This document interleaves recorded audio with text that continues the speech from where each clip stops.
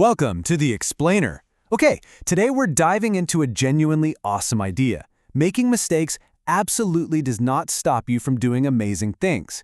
If you thought you had to be perfect to be a hero, well, get ready for a huge surprise. We're going to look at a classic text that proves, without a doubt, that you don't need a spotless record to change the world. So, I want you to think about this for a second.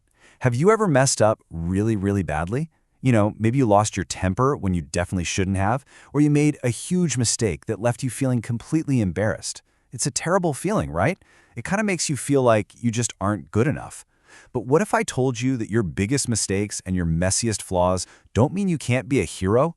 In fact, they might just be the exact things that make you uniquely qualified to help someone else. All right, part 1, treasure in clay pots. A billion-dollar glowing treasure inside a plain flower pot. The text talks about keeping a priceless, powerful treasure inside a cheap, fragile clay pot, the kind you'd maybe buy for $2 at a store. Imagine God's brilliant, perfect treasure on one side, and this plain, easily cracked clay pot on the other. That pot actually represents us, human beings, with all of our flaws and bad habits. Putting this incredible treasure in a totally normal, breakable pot proves that the amazing power comes from God, not because we're perfectly flawless. Let's move on to part 2. Meet the Sons of Thunder, not your average heroes. Let's look at some real historical cracked pots. Jesus' own friends, the disciples. Now, history books often paint them as perfect, peaceful saints. But really, they were incredibly messy.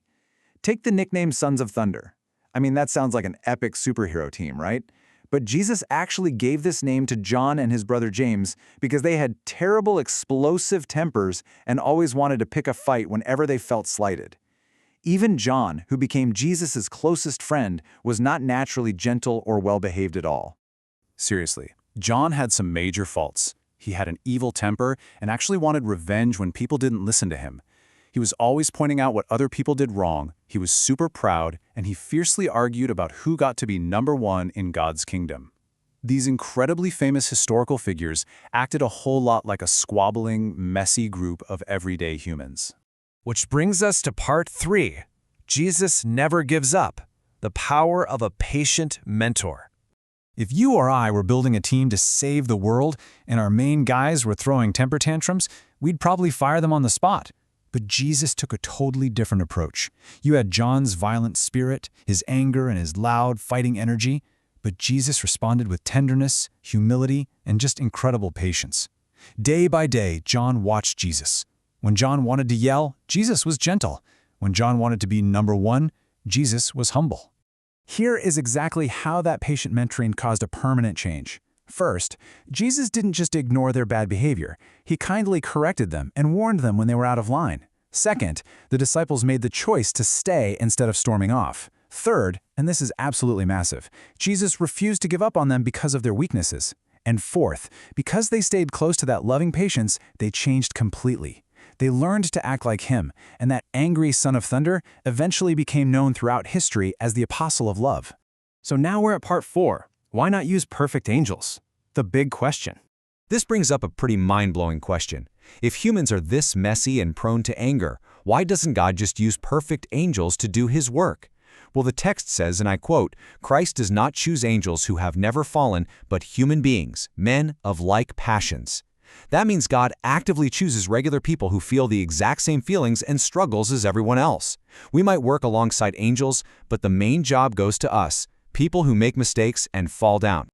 But honestly, why? Why in the world are flawed humans chosen over perfect, shiny, unfallen angels who never do anything wrong? Think about it. If you were drowning, would you want a robot who has never touched water trying to explain how to swim? Or would you want a lifeguard who has battled the exact same waves and knows exactly how scary the ocean can be? And that leads us to part 5. Your struggles help others, from mistake to superpower. See, struggling through your own difficulties actually makes you the absolute perfect guide for someone else facing that exact same danger. An angel who has never felt sadness simply can't relate to a human struggling with it. Your messy human experience isn't a weakness, it's an asset. If you've ever struggled with doubting yourself, your new superpower is being a visible friend who helps others believe. If your struggle was feeling weak, boom, your superpower is connecting other weak people to Christ's strength. And if you've been in danger, you know the exact path to pull someone else to safety. Your past mistakes become the exact tool needed to help someone else. Which brings us to our final thought for this explainer. What if your biggest mistake is exactly what God will use to help someone else tomorrow? Think about your own cracked clay pot. It's not about being flawless. It's about letting the perfect power shine through your cracks to light the way for someone walking the exact same messy path you just survived. You don't have to be perfect to be a hero. You just have to be willing to let your struggles be the superpower that saves someone else. Keep that in mind the next time you mess up.